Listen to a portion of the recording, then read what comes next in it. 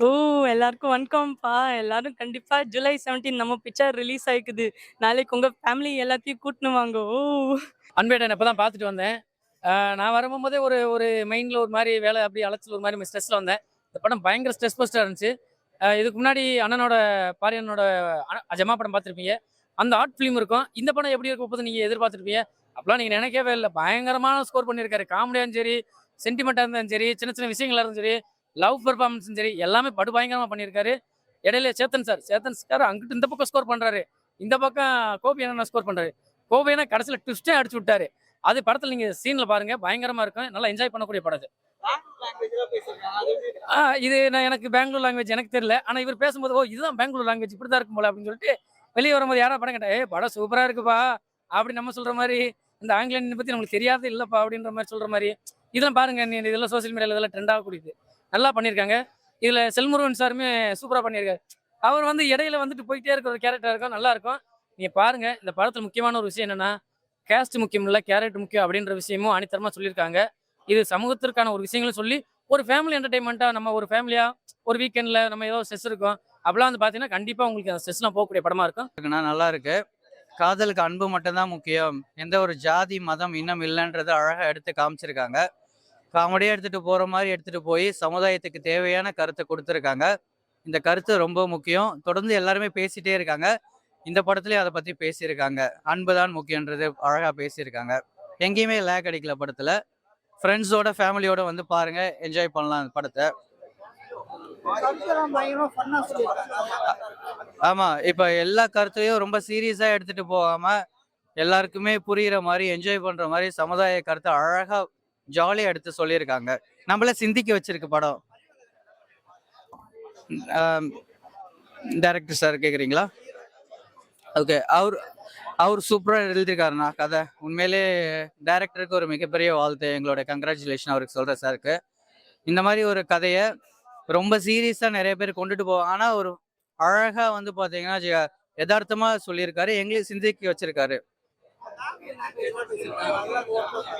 Bangalore language நல்லா இருந்ததுண்ணா. Okay. அந்த மாரி நெறைய பேர் ட்ரை பண்ணிட்டு இருந்தாங்க. இன்டர்வல்லாம் பேசி ட்ரை பண்ணிட்டு இருந்தாங்க. அந்த அளவுக்கு ஒரு இம்பாக்ட் இருந்தது லாங்குவேஜ். கோபி அண்ணன பத்தி சொல்லவே தேவையில்ல. அண்ணன் எல்லா இடத்துலயுமே பார்த்தீங்கன்னா, மாஸ் பண்ணியிருக்காரு. அவரு அவரு அவள் அவரு தான் இந்த படத்தோடைய மெயின் ரோலே அண்ணன் தான். ஸோ எல்லாரும் படம் பாருங்க. என்ஜாய் பண்ணலாம் எல்லாருக்கும். சூப்பரா இருந்துச்சு ப்ரோ. நல்லாவும் இருந்துச்சு, ஃபன்னாவும் இருந்துச்சு. சாதிக்கு எதிராவும் பேசியிருக்கான். சமூகத்துக்கு ஏத்த மாரி எடுத்திருக்கான். சூப்பரா பண்ணியிருந்தாரு. அவரும் சூப்பரா பண்ணியிருந்தாரு. ஹீரோயின் ரம்யாவும் சூப்பரா பண்ணியிருந்தாங்க. அப்பா கேரக்டர் சூப்பரா பண்ணியிருந்தாங்க. கோபி கலக்கியிருக்காரு. ஆமா, பெங்களூர் லாங்குவேஜ் பக்காவா அந்த ஸ்லாங் பேசியிருந்தாரு. பயங்கர ஃபன்னா இருக்கு. அண்ட் அதே மாதிரி சமூக கருத்து சொல்லியிருக்காங்க. அதோட சேர்ந்து நிறைய சமூக கருத்து பேசியிருக்காங்க. உள்ள நல்லா நுணுக்கங்களா சொல்லியிருக்காங்க. படம் கண்டிப்பா பார்க்க வேண்டிய படம் எல்லாரும். செம்மையா இருக்கு, சூப்பரா இருக்கு. உண்மையா ஒரு ஃபேமிலி ஃபேமிலி பார்க்கலாம். ஒரு ஜாதி, ஒரு மதம், அதுக்கப்புறம் பாத்தீங்கன்னா ஒரு லவ்வுக்காக எவ்வளவு போராடி அந்த பையன் அம்மா கிட்ட சொல்றது, அவங்க ஓகே சொல்றதுக்காக எவ்வளவு கஷ்டப்பட்டு அந்த லவ் சக்சஸ் ஆனது.